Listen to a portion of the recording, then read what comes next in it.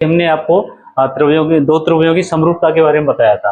अब आते हैं थेल्स प्रमेय या फिर प्रमेय 6.1। इसमें क्या है, ये प्रमेय जो दी गई है वो इस प्रकार है, यदि किसी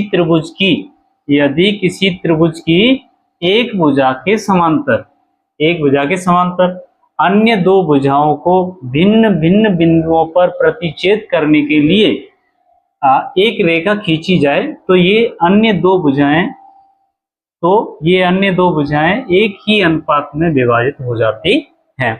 ये कह रहा है कि देखिए एक त्रिभुज है, त्रिभुज का चित्र बना लेते हैं। एक त्रिभुज है इस प्रकार से, और हम कह रहे हैं इसका नाम दे देते हैं ए, बी और सी। अब वो कह रहा है कि एक भुजा के समांतर, यदि किसी त्रिभुज की एक भुजा के समांतर, मान के चलो BC एक भुजा ले ली हमने, और उसके समांतर अन्य दो भुजाओं को, अन्य दूसरी भुजाएं एक ये वाली और एक वाली को भिन्न भिन्न बिंदुओं पर, अलग अलग बिंदुओं पर, मान के चलो ये एक यहां ले लिया, एक यहां ले लिया, अलग अलग बिंदुओं पर प्रतिच्छेद करने के लिए एक रेखा खींची जाती है। तो हमने ये वाली रेखा खींच ली, इस प्रकार से ये वाली रेखा खींच ली। इसका नाम हमने दे दिया आपको D और E। एक अन्य रेखा खींची जाए तो ये अन्य दो भुजाएं, ये वाली दोनों भुजाएं एक ही अनुपात में विभाजित हो जाती हैं। अब कैसे विभाजित हो जाती हैं? एक ही अनुपात का मतलब होता है AD बटे DB और AE बटे EC, ये होना चाहिए। अब कैसे होगा वो देखते हैं। देखिए इसमें क्या है, अब देखो इसके लिए क्या है, हमने जो कथन लिखाया था वो क्या लिखाया था कि किसी त्रिभुज की एक भुजा के समांतर एक रेखा खींची जाए जो दो अन्य भुजाओं को दो भिन्न भिन्न बिंदुओं पर प्रतिच्छेद करे, तो ये दोनों रेखाएं जिनको प्रतिच्छेद करती है वो क्या है, एक ही अनुपात में विभाजित होती हैं। तो देखिए इसके अनुसार एक चित्र बनाते हैं। ABC एक त्रिभुज बनाते हैं। ये ABC एक त्रिभुज हो गया जिसका नाम ABC है। क्या त्रिभुज है, इसका क्या नाम दिया है, ABC। अब BC के समांतर एक रेखा खींच देते हैं जिसका नाम क्या है, D और E है। अब DE है तो इसको हम लिख लेते हैं पहले, कि दिया है, जो दे रखा है उसको लिख लेते हैं। दिया है त्रिभुज ABC में भुजा कौन सी लेनी है तुम्हें, BC। भुजा BC के समांतर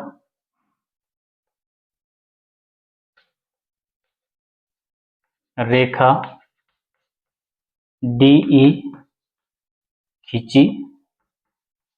इस वाले त्रिभुज में BC की समांतर रेखा DE खींच दी है तुम्हारी, खींची, जो क्या करती है, नाम भी दे दिया DE, जो AB को D पर तथा AC को, देखो AB और AC इसकी दो शेष भुजाएं BC के अलावा, AB को तो D पर तथा AC को E पर काटती है, E पर काटती है, ये काट रही है। अब क्या है, देखो रचना में क्या लिखेंगे इसकी में, कि बिंदु B को तो किससे मिलाएंगे तुम, E से मिलाते हैं, क्योंकि एक त्रिभुज बनेगा B, D और E जो अनुपात में काम आएगा, और इसी प्रकार हम D को किससे मिला देते हैं, C से मिला देते हैं। ये सीधी नहीं है, अभी थोड़ा सा सीधा करके इस प्रकार C से मिला दिया, तो ये दोनों बिंदु आपस में मिल गए।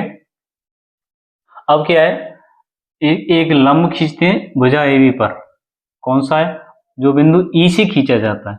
इस प्रकार से लंब ये हो गया, ये लंब, इसका नाम दे दिया EN। और इसी प्रकार से भुजा AC पर जो लंब खींचेंगे वो बिंदु D से होकर जाएगा, और जिसका नाम क्या लिख सकते हैं तुम, D और M लिख दो, DM हो गया। देखिए ये हमारा चित्र कंप्लीट हो गया। ABC एक त्रिभुज हो गया, इसमें BC के समांतर DE भुजा खींच दी हमने, जो ए बी को डी पर काट रही है और ए सी को कहाँ काट रही है, तुम्हारी ई पर काट रही है। अब रचना में जो लिखेंगे वो क्या है, तो रचना में हम लिख लिया बिंदु किसको किससे मिला रहे हैं, बी को ई से, बी को ई से तथा डी को सी से मिला दिया, सी से मिलाया, ये लिखा है। तो और क्या किया है, और जो किया है वो लिख लेते हैं कि ई एन किस पर लंब है तुम्हारा, ई एन लंब ए बी पर है और तथा डी एम, डी से लेके एम तक, तो डी एम लंब किस पर, ये लंब का निशान है, लंब किस पर है, ये ए सी पर है, ये दोनों खींच दिए। इस प्रकार से ये दोनों के क्या हो गए, लंब हो गए तुम्हारे, ठीक है। अब आते हैं क्या, सिद्ध क्या करना है तुमको। देखिए हमने ये दोनों लंब, ये इस पर खींच दिया, ये वाला ए सी पर खींच दिया, ये भुजा बी को बी ई से मिला दिया और डी को किससे मिला दिया, सी से मिला दिया। अब क्या है, सिद्ध जो करना है उसको लिखते हैं।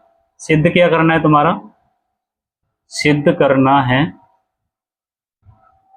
देखो ए डी जिस शेष दो भुजा ए सी और ए बी बची थी वो किस अनुपात में विभाजित होंगी, ए डी बटे डी बी, ये किसके बराबर होना चाहिए तुम्हारा, ए ई कहाँ पर, ए वाली ए ई है और ई सी, इन दोनों का अनुपात कैसा होना चाहिए,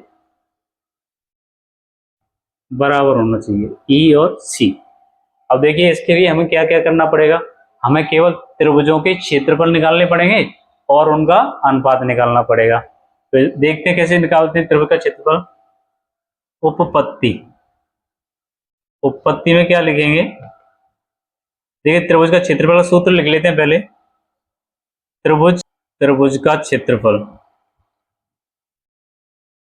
का क्षेत्रफल निकालने के लिए जो सूत्र होता है वो होता है 1/2 आधार गुणा ऊंचाई। क्या होता है, आधार गुणा ऊंचाई। इसका प्रयोग करके हम 4 त्रिभुजों का क्षेत्रफल निकालेंगे। देखो एक बार तो ए डी ई का क्षेत्रफल, तो क्षेत्रफल को इंग्लिश में बोलते हैं एरिया, तो एरिया का मतलब होता है क्षेत्रफल। तो एरिया किसका निकाल रहे हैं, त्रिभुज ए डी ई, इसका निकालने पड़े। एक बार तो जब निकालेंगे जब आधार आपका ए बी होगा, और एक बार जब निकालेंगे जब आधार क्या होगा आपका ए सी होगा, ये दोनों में शामिल आएगा। तो ए डी का क्षेत्रफल निकालेंगे तो क्या आएगा, 1/2, इसका सूत्र हो गया 1/2। आधार क्या है इसका, ए डी ई का, तो ए डी आधार होगा यहाँ पे, तो ए डी गुणा इसका ऊंचाई क्या होगा, ए ई सॉरी ई एन होगा, ई एन जो हमने अभी रचना में बनाई थी, तो ये इसका क्षेत्रफल हो गया। तथा और क्या है, इसी के अनुसार यहाँ जो दूसरा त्रिभुज लेंगे वो इसमें बी डी या फिर इसको डी भी बोल सकते हैं, डी भी भुजा शामिल होनी चाहिए। तो क्या है, त्रिभुज एरिया लिख लो, एरिया त्रिभुज बी डी ई, इन दोनों का क्षेत्रफल, इसका क्षेत्रफल निकालेंगे तो क्या आएगा, 1/2 गुणा, देखो आधार क्या रहेगा इसका डी बी, डी और बी, ऊंचाई क्या रहेगी इसकी, वही रहेगी जो ए बी पर लंब है, ई एन, ये हो गई। इसी प्रकार से, इसी प्रकार एरिया निकालेंगे किसका, द्वारा से ए डी आएगा, एरिया द्वारा से निकालेंगे किसका, त्रिभुज ए डी ई, फिर से ए डी आ गया, तो उसमें अब क्या निकालेंगे, आधार और ऊंचाई इसकी बदल जाएंगी। कौन सी बदलेंगी, देखो ए डी ई, पहले से आधार ये लिया था ए डी, अब क्या लेंगे ए ई, तो ए ई गुणा क्या लिखेंगे, डी एम, ऊंचाई क्या है इसकी डी एम। अब अगला जो क्षेत्रफल आएगा वो क्या आएगा, देखो यहां लिख लेते हैं, तथा एरिया त्रिभुज अब कौन सा त्रिभुज लेंगे? डी ई सी, क्योंकि इसमें ई सी भुजा शामिल है, इसीलिए इसी को लेंगे। डी ई, यहां से इसको यहां से लिख लेते हैं, एरिया त्रिभुज डी ई सी। क्लियर? एक सेकंड, सॉरी। एरिया त्रिभुज डी ई सी, तो इसका क्या निकल के आएगा? 1/2 गुणा ई सी, तो इसका आधार हो जाएगा, देखो यहां से लेके यहां तक, और ऊंचाई ये डी एम ही लेनी पड़ेगी आपको, गुणा डी एम। अब क्या निकालेंगे? चारों त्रिभुजों के क्षेत्रफल निकल गए। अब क्षेत्रफलों के अनुपात निकालेंगे। क्षेत्रफलों के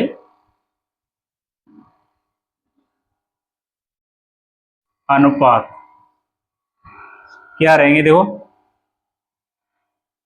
एरिया त्रिभुज ए डी ई, एक तो पहले वाला लेंगे, जो पहला ये था एरिया ए डी ई, इसके बटे में क्या आएगा? त्रिभुज एरिया कौन सा आएगा? बी डी और ई आएगा, ये वाला रहेगा। ए डी ई, एक तो ये आ गया, दूसरा आएगा बी डी ई, ये जो अभी निकला है बी डी ई, तो इसके जो दे रखा है उसको लिखेंगे 1/2 गुणा ए डी, यहां से दे रखा है देखो, ए डी गुणा ई एन, और बटे में क्या आएगा इसके? 1/2 गुणा, इसके क्या है? बी, हाँ सॉरी डी बी है, डी बी गुणा ई एन ही आएगा। तो ये 1/2 से तो 1/2 कट जाएगा, और ई एन से क्या कट जाएगा? ई एन कट जाएगा। तो क्या बचेगा तुम्हारा? ये बचेगा ए डी बटे में क्या आएगा तुम्हारा? डी बी, क्या आएगा? डी और बी आएगा। इसको समीकरण नंबर क्या दे देंगे? 1 दे देंगे। अब इसके बाद इन दोनों के अनुपात निकल गए। अब इन दोनों के, इसका और इसका, इस वाले का, इन दोनों के अनुपात निकालते हैं। देखो यहां देख लेना, दोनों के अनुपात निकालें तो क्या आएगा? एक सेकंड,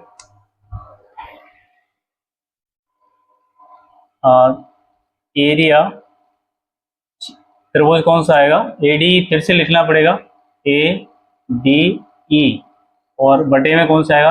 एरिया त्रिभुज डी ई सी, डी ई और सी, ए डी ई ये वाला, इसमें ये भुजा शामिल है, और डी ई सी ये ई सी के लिए, बराबर 1/2 गुणा ए ई गुणा डी एम, ये वाला लेंगे। कौन सा है? ए ई गुणा डी एम। अब इसके दूसरा कौन सा आएगा? ये जो अभी लिखा है इसका, ई सी गुणा डी एम। अब यहां से देखो 1/2 कट जाएगी, डीएम से डीएम कट जाएगी, क्या रहेगा तुम्हारा? ए ई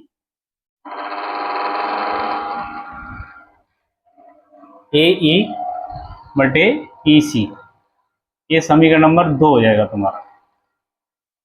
क्या हो जाएगा? दूसरा समीकरण हो जाएगा। देखो हमने पहले 2 त्रिभुजों का अनुपात निकाला था, क्षेत्रफलों का अनुपात निकालेंगे तो एरिया ए डी ई और बी डी ई, इन दोनों का सूत्र लिख दिया, जो यहाँ से उतारा मैंने, इन दोनों को उतारा, 1/2 कट गई, E N C N cut गई, ए डी बटे डी बी ये रह गया, तो ये तुम्हारा समीकरण नंबर 1 आ गया। उसी प्रकार से एरिया ए डी बटे डी ई सी, तो ये ए डी यहाँ से लिया है मैंने, और एक यहाँ डी ई सी ये वाला लिया है, तो इन दोनों को बटे में मैंने लिख दिया, 1/2 से 1/2, डीएम से डीएम कट गई, तो क्या रह गया तुम्हारा? ए ई बटे ई सी रह गया। ये समीकरण नंबर 2 हो गया था। अब देखिए हमें क्या पता है, हम जानते हैं क्या जानते हैं कि एक ही आधार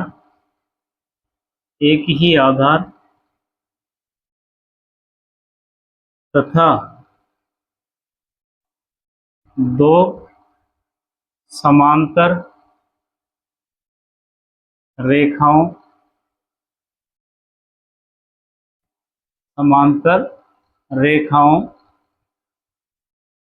के मध्य बने त्रिभुज बने त्रिभुजों का क्षेत्रफल समान होता है, समान होता है। तो देखिए दोनों त्रिभुज कौन से हैं, देखो इसका एक आधार है और ये दो त्रिभुज बने हुए हैं। पहला त्रिभुज तो बी डी ई और दूसरा डी ई सी, इन दोनों के क्षेत्रफल कैसे हो जाएंगे, समान हो जाएंगे। तो एरिया इसका लिखेंगे पहले, त्रिभुज बी डी ई बराबर किसके हो जाएगा, एरिया त्रिभुज डी ई सी, डी ई सी। अब देखिए समीकरण नंबर 3 हो जाएगा तुम्हारा, कौन सा, 3 नंबर, ये ऊपर तुम्हारा 2 हो गया। अब देखो समीकरण 1, 2 और 3 से कैसे हल करेंगे। समीकरण 1, 2 व 3 से देखिए मैं इसको हल करके तुम्हें बता दूंगा कैसे। देखो जब इन दोनों त्रिभुजों का क्षेत्रफल समान है, मान लो और क्षेत्रफल समान है, तो पहला समीकरण कौन सा है, पहला समीकरण ये है। तो इसमें क्या है, बी डी ई, देखो बी डी ई ये त्रिभुज है, इसका जो क्षेत्रफल है किसके समान है, डी ई सी के है। अब मान लो इन दोनों का क्षेत्रफल एक इकाई मान लेते हैं, एक इकाई का मतलब इन दोनों के बटे में क्या हो जाएगा, देखो एरिया, बाद में हल करते हैं। देखो कैसे, त्रिभुज ए डी ई इसका एरिया दे रखा है, तो इसके बटे में क्या लिखेंगे, फिर एक लिख लेंगे। और इन दोनों का अनुपात जब निकालेंगे, इसका और समीकरण 1 का और 2 का अनुपात निकालेंगे तो कैसे निकालेंगे, एक इसके बटे में हो जाएगा। उसी प्रकार त्रिभुज ए डी ई दूसरे समीकरण का कौन सा है, ये वाला, पहले समीकरण का ये वाला, और तो इसके बटे में फिर एक हो जाएगा। और ये समान है, दोनों कट जाएंगे, एक से एक कट जाएगा, तो इन दोनों का जो अनुपात आएगा वो क्या आएगा, ए ई, यहाँ से सॉरी ए डी बटे में किसके आएगा, डी वी के, और दूसरा अनुपात क्या है, ए ई बटे में ई सी के, ये आएगा। अब ये दोनों सभी कट गए तो इधर तो 1/1 हो गया, क्या हो जाएगा, इधर 1/1 हो जाएगा। तो देखिए यहाँ से जगह बची नहीं है, 1/1 हो जाएगा और इधर से वज्र गुणा हो जाएगा इसका, तो ये जो आएगा वो इधर आ जाएगा। तो यहाँ पे हल करेंगे, लास्ट में क्या हो जाएगा तुम्हारा, जो हल करके आएगा वो मैंने केवल बताया है, लेकिन यहाँ लिख देना समीकरण 1, 2 और 3 से, समीकरण 1, 2 व 3 से किस प्रकार से क्या होगा, ए डी बटे बी डी और डी बी, ये जो अनुपात आएगा अभी मैंने जो हल करके बताया 1/1 करके, तो वो किस प्रकार, ये बराबर किसके हो जाएगा तुम्हारा, ए ई बटे ई सी के बराबर हो जाएगा। इस प्रकार से वो जो अनुपात था वो समान हो जाएगा। ये तुम्हारी थेल्स प्रमेय सिद्ध हो गई। देखो थोड़ी लेंथी है, बड़ी है, जो यहाँ पर साइज कम है बोर्ड का, तो वो आ नहीं पा रही, इसीलिए थोड़ा जगह कम थी। लेकिन फिर से हम एक बार दोहरा देते हैं इसको। देखो प्रमेय 6.1 थेल्स प्रमेय क्या थी, कि किसी त्रिभुज की एक भुजा के समांतर दो भुजाओं को भिन्न भिन्न बिंदुओं पर प्रतिच्छेद करने वाली एक रेखा खींची जाए तो वे दोनों भुजाएं समान अनुपात में विभाजित हो जाती हैं। अब देखो एबीसी एक त्रिभुज है, जो बीसी की समांतर रेखा डीई खींची, डी खींचने के बाद क्या किया था, जो ए बी को डी पर और ए सी को ई पर काट रही है, काटने के बाद हमको बी को ई से मिला दिया, डी को सी से मिला दिया, उसके बाद ए बी पर लंब ई एन खींच दिया और डी एम लंब ए सी पर खींच दिया। हमने ये रचना में लिखा हुआ है, देखो ई एन लंब ए बी पर और डी एम लंब ए सी पर खींच दिया। अब क्या करें, हम दो दो त्रिभुजों के क्षेत्रफल निकालेंगे, क्षेत्रफल निकालने के बाद उनका अनुपात निकालेंगे, अनुपात निकालने के बाद फिर से अनुपात निकालेंगे, तो फिर वो तीनों समान ये भुजा बराबर हो जाएंगे। किस प्रकार से, देखो सिद्ध क्या करना है, ए डी बटे डी बी, ए डी बटे डी बी और ए ई बटे ई सी, ए ई बटे ई सी, ये सिद्ध करना है। उपपत्ति में क्या लिखना है तुम्हें, त्रिभुज ए का जो क्षेत्रफल होता है उसको लिख लेते हैं, 1/2 आधार गुणा ऊंचाई होता है। उसके बाद में तब एरिया निकालेंगे, किसका निकालेंगे, ए डी ई का निकालेंगे। तो ए डी ई 1/2 गुणा ए डी गुणा ई एन, ए डी गुणा ई एन, और उसके बाद एरिया निकालेंगे बी डी ई का, तो बी डी ई का 1/2 डी वी गुणा ई एन, ये हो गया। उसके बाद क्या निकालेंगे, फिर से त्रिभुज ए डी का निकालेंगे, तो ए डी ई का इस बार उसकी आधार और ऊंचाई चेंज हो जाएंगे, बदल जाएंगे, तो कौन सी आधार, ए ई और डी एम हो जाएगा। डी एम होने के बाद फिर से एक और त्रिभुज का निकालेंगे, त्रिभुज डी ई सी, डी ई सी, इसमें 1/2 ई सी आधार हो जाएगा और डी एम इसका लंब हो जाएगा। इस प्रकार से उसके बाद में त्रिभुजों के अनुपात निकालेंगे, क्षेत्रफलों के अनुपात, क्षेत्रफलों के अनुपात। तो पहले दो त्रिभुजों के क्षेत्रफल और दूसरे दो त्रिभुजों के क्षेत्रफल निकालेंगे, तो ए डी ई बटे डी बी डी ई का क्षेत्रफल, उसमें क्या है 1/2 दोनों में ही है, ए डी गुणा ई एन है और डी बी गुणा ई एन है, तो ई एन से ई एन कट जाएगा, तो तुम्हारा है ए डी बटे डी बी रह जाएगा, ये समीकरण नंबर 1 हो जाएगा। उसके बाद में एरिया ए डी ई का फिर से लेंगे और एरिया डी ई सी का लेंगे, फिर उसके बाद 1/2 ये कट जाएंगे और डी एम से डी एम कट जाएगा। ये दोनों त्रिभुज यहाँ से देख सकते हैं, मैंने क्षेत्रफल निकाला है इसका और इसका, ये दोनों मैंने वहां लिख दिए, ये कट गए, ए ई और ई सी यहाँ से बचा, इसको समीकरण नंबर क्या लिखेंगे 2। अब ये जो तीसरा समीकरण लिखा है वो क्या है, 9th क्लास की एक प्रमेय है कि हम जानते हैं कि एक ही आधार तथा दो समांतर रेखाओं के मध्य बने त्रिभुजों का क्षेत्रफल क्या होता है, समान होता है। तो ये जो दो भुजाएं समांतर है, इनके मध्य दो त्रिभुज बने हुए हैं, इनका आधार एक ही है, तो इन दोनों का क्षेत्रफल क्या होगा, समान होगा। तो एरिया बी डी ई का और एरिया डी ई सी का दोनों का कैसा होगा, समान होगा। अब जब दोनों का समान है तो मानो चलो एक इकाई मान लेते हैं, तो देखो यहाँ पर 1/2 में लिख लेंगे और 1 यहाँ पे लिख लेंगे, तो फिर दोनों का समीकरण 1 का और 2 का अनुपात निकालेंगे।